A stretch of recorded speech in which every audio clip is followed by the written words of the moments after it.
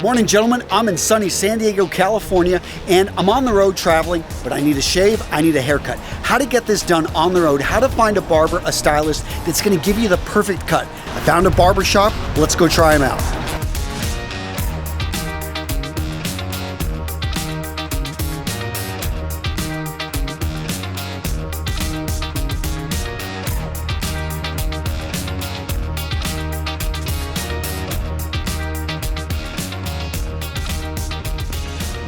Gentlemen, Antonio here, and today I've got my good friend Tyson. We're talking about how to select a barber when you are traveling, how to be able to find a stylist that's going to be able to give you the perfect haircut. Now, I know a lot of you guys, you're on the road and you need to get a haircut, but you're a little bit worried about, okay, is this guy going to mess up my hair? What is going to happen? What I love about what Tyson does here is he pays attention to the details. He cares about, just really making his guys look great. So the first thing I would say to you guys, when you're out there looking for a stylist or a barber, don't fall into your limited belief system that I've got an old school barber back home in Oklahoma. I'm visiting California. There's no way I'll ever try a stylist. No, flip that and say, you know what? This is the perfect opportunity for me to try something new. What for you is the difference between a stylist and a barber, Tyson? For me, I think the main thing is oftentimes barbers just do clipper cuts. Okay.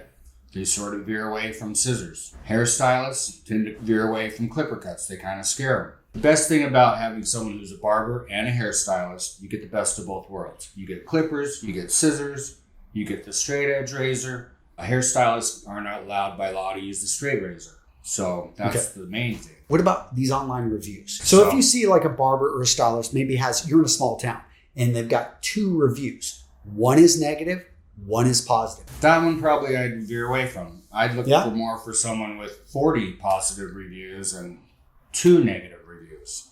But keep in mind, reviews generally are complainers. People that had a great experience don't usually review.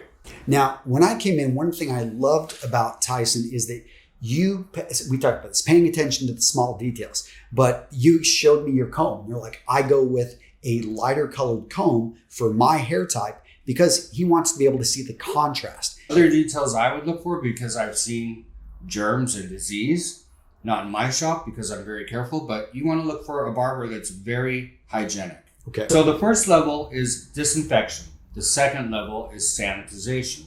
The third level, which isn't required by law, is sterilization. And so I would want someone sterile. Now, whenever the barber takes and he dips the tools in the barber that's sanitized. And that's at least what you need to see, right?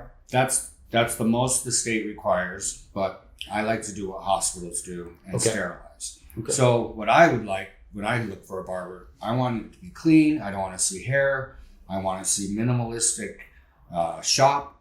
Okay. Here I believe that the client is the artwork, so I try to keep it as stark as possible, and everything that I could sterilize, from the counters to my shears. So you see a guy not cleaning his tools after, going from haircut to haircut. Yep. You see also hair all over the place, different colors hair. It's probably something that you may want to avoid this place. I would. What are some other things we could look at and kind of zero in on whether or not this guy's good or not? You want a barber or hairdresser that's going to ask questions. Okay. Consultation is the most important part. And we talked about that. Like, that was something you spent a lot of time before he even cut my hair.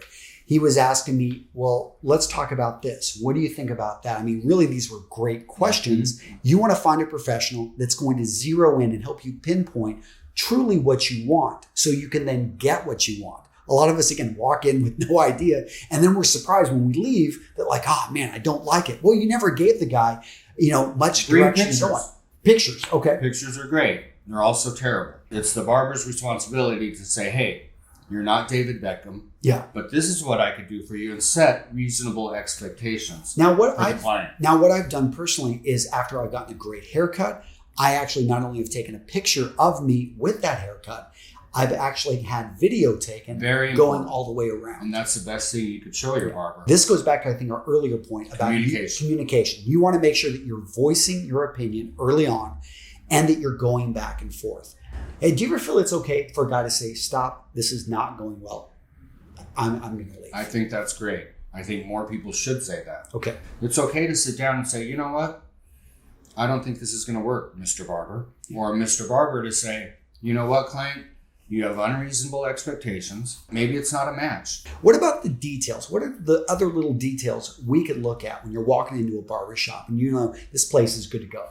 The details I find in a haircut that a lot of people leave out: ear hair, nose hair, hairs along the nose, Eyebrows. I do a lot of waxing. Okay, so if you're speaking with a professional and he's like, I don't touch that stuff, maybe I wouldn't go to that guy, because there's nothing worse than seeing a fresh haircut, but there's unruly hairs coming out of your nose. Now let's talk about the type of shop. I know a lot of you guys like to go to an old school barber. Some of you guys want to go to a modern stylist. Now I know some of you guys are hipsters and you're really into that whole new hipster vibe. So if you were to walk into an old school barber shop and the guy's, let's say he's 65 years old and he's been doing this, he'll tell you, I've been doing this for 40 years.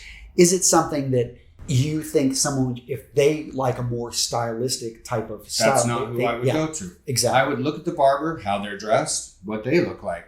You don't want to walk in and see someone dressed, say, in flip-flops and shorts, sport shorts, unless that's something you want. Yeah, unless you're, I guess, coming from Ocean Beach. Yeah, and we're you're in into Ocean Beach, yeah. so San Diego, you might want a barber wearing flip-flops. But you're seeing, hey, I like the feeling that this guy is giving off based off of his own appearance. Now, price, this is actually where really you can figure out the match. And somebody that's looking for an $8 haircut, they're not really going to probably get Their a consultation. expectations are probably lower. Yeah, it's just simply, I need a regulation cut. Give me, boom, I'm out the door, quick, fast. We're talking factory work. Now, if you've got a barber, let's charge it $50 a cut. This is something that you should expect a higher level consultation. Absolutely. With the amount that you're going to be spending, it should also be something that they're making the time for you. So let's talk about appointments. Appointments. I think if you really want a good haircut and you're not going for the Camp Pencil Marine look, you have to be willing to make it. Which is not bad, by the way. Which is not bad. Yeah, but it depends on where you're at in life, what you're looking for. You might not want to pay $30 to $50 for a simple fade. Exactly. When you can get that for $8 or $10 exactly. maybe at the PX. When I looked at your shop online, I'm like, okay, like he only works by appointment. You are screening people before you allow them to come into your shop.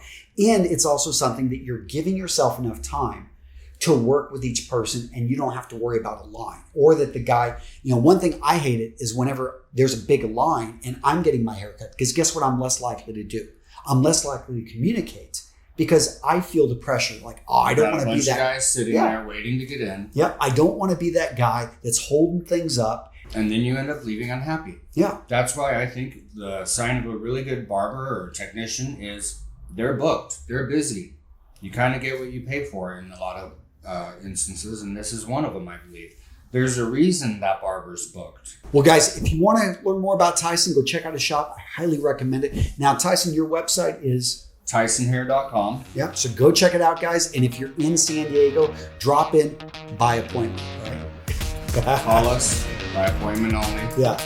All right, guys, take care. I will see you in the next video.